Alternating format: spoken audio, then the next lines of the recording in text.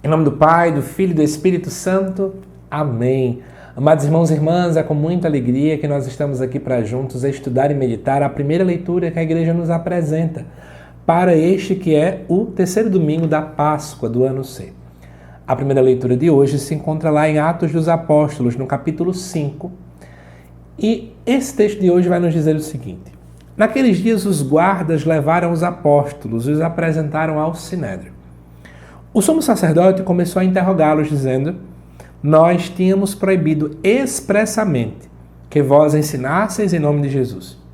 Apesar disso, enchestes a cidade de Jerusalém com a vossa doutrina, e ainda nos quereis tornar responsáveis pela morte desse homem.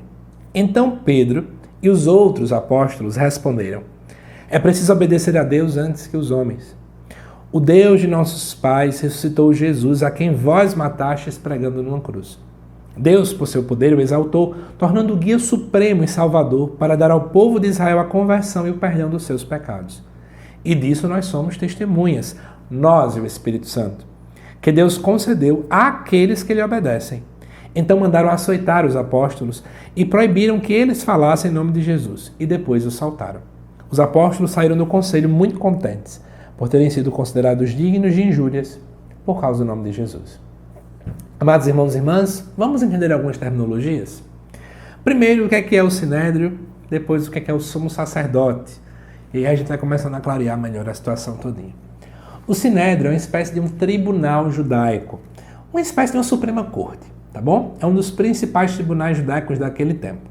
Era composto por 71 membros, dentre eles sacerdotes, anciãos e escribas, e eles tinham poder, né, de tomar decisões, digamos assim, para assuntos religiosos e civis, mas eles não poderiam, de modo algum, aplicar uma pena de morte. Quem podia fazer isso era o Império Romano, pelo menos quando o Império Romano estava dominando aquela região. Em contrapartida, o que seria então o sumo sacerdote? O sumo sacerdote, ele é o chefe máximo naquele tempo e ele supervisionava o culto de Jerusalém. E naquele contexto, o Império Romano acabava influenciando na escolha do sumo sacerdote. Então o Império Romano escolhia quem é que deveria ser. E aí qual é a questão, né? Nós estamos no capítulo 5, nós temos aqui que Pedro e João haviam sido presos, depois foram libertados da prisão, certo? Que Deus enviou um anjo para libertar eles, e eles tinham sido presos porque estavam anunciando o nome de Cristo, porque tinham feito um milagre, inclusive em capítulos anteriores de Atos dos Apóstolos. E aí, eles saem da cadeia, ainda continuam anunciando Jesus, e aí de repente os guardas pegam os apóstolos e levam para o Sinédrio, né? Como é uma Suprema Corte, é para poder decidir o que vai ser feito com eles.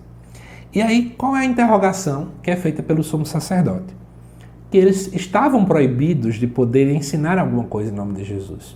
Eles não podiam falar mais sobre Cristo.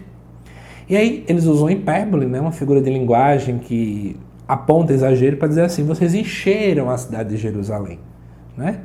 E ainda mais, estão dizendo que foi culpa da gente que Jesus morreu, né? É isso que eles falam sobre a morte desse homem, a morte de Cristo. Então, quando chega no versículo 29, o que acontece? Deixa eu só apontar uma coisa antes que eu esqueça. O grande problema, eles não estavam com raiva dos apóstolos porque estavam falando de Jesus. É porque quando eles falavam de Jesus, eles diziam: olha, foi o povo do Sinédrio que condenou Jesus, viu? Eles que bateram o martelo, e aí o Império Romano praticamente teve que ficar assim lá embaixo. Então eles têm culpa, e o povo ia ficando com raiva do povo do Sinédrio. Então eles não estavam gostando porque eles não estavam saindo bem na fita, eles tinham muito medo do povo. Tá vendo como é que esse povo é ridículo, né? É uma postura de, a gente quer sair bem na fita.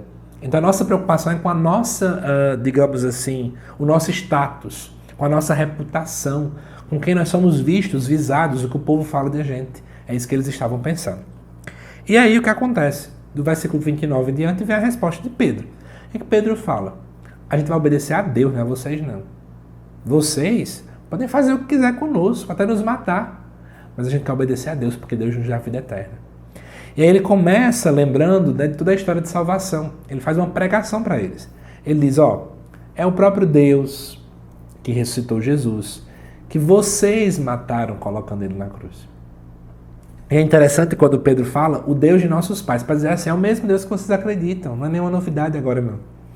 E aí depois ele fala, né, que Deus exaltou ele agora é guia supremo e salvador. E ele quer dar ao povo de Israel conversão e perdão dos pecados. Então, quem se converter, quem se arrepender, Jesus vai perdoar. E ele fala, e nós somos testemunhas. Em outras palavras, olha que bonito. No contexto de uma Suprema Corte, ele se enxerga como testemunha. Né? A gente vai usar essa argumentação. Nós somos testemunhas mesmo dele. Nós, não apenas nós, mas como o próprio Espírito Santo, que Deus dá àqueles que obedecem. Então, por conseguinte, como estamos obedecendo a Deus, o Espírito Santo vem em nosso auxílio para nos proteger. E aí, por causa disso, os apóstolos foram açoitados, foram proibidos de novo de falar em nome de Jesus e depois foram soltos. Qual é então a visão? A gente pode pensar, nossa, eles vão sair tristes, vão sair para baixo. Eles saem felizes. Sabe por quê? Porque eles entenderam que a perseguição não é castigo de Deus. Mas a perseguição é uma característica clara de quem é fiel. Então eles entenderam, nossa, se formos perseguidos é porque a gente é fiel mesmo, hein? Estamos bem na fita, estamos no caminho certo. E aí, amados irmãos e irmãs, para finalizar este vídeo, eu trouxe aqui alguns apontamentos para a gente poder conversar. Mas antes, quero só contar uma novidade muito legal para vocês. O mês de maio está chegando, né? Esse vídeo vai ao ar aqui no mês de abril. E eu quero contar uma coisa para vocês. Estou preparando aí um curso, tá certo? De aprofundamento do ofício da Imaculada Conceição à luz da Bíblia.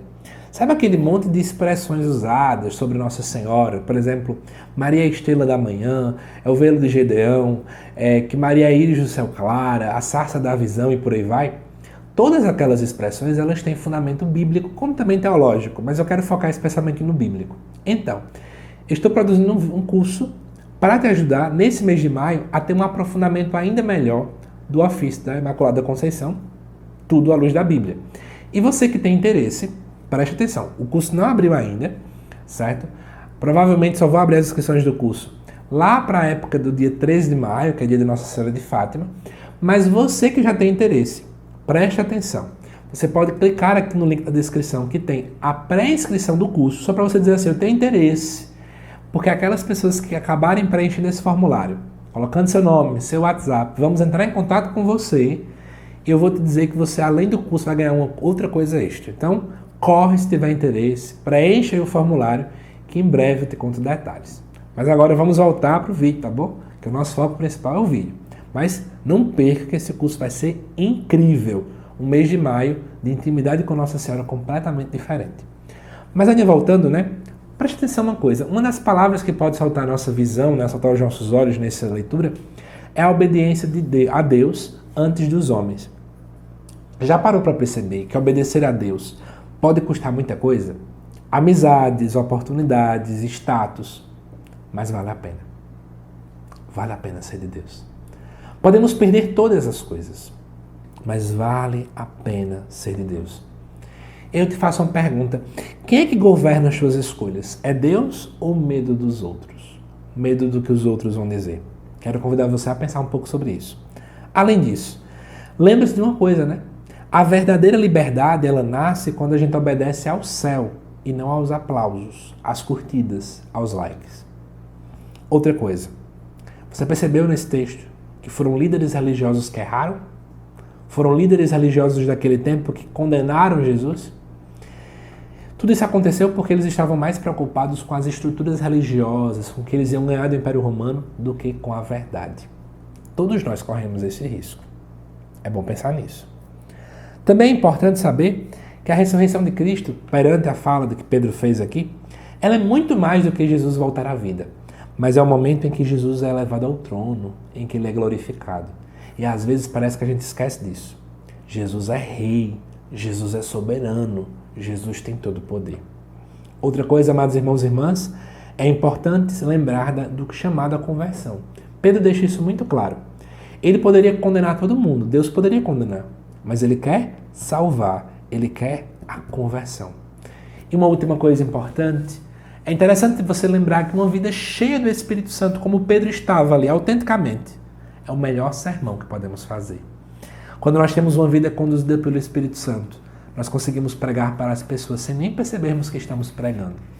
E você, tem pregado com a sua vida, com a vida conduzida pelo Espírito Santo ou não? Pense um pouco sobre isso.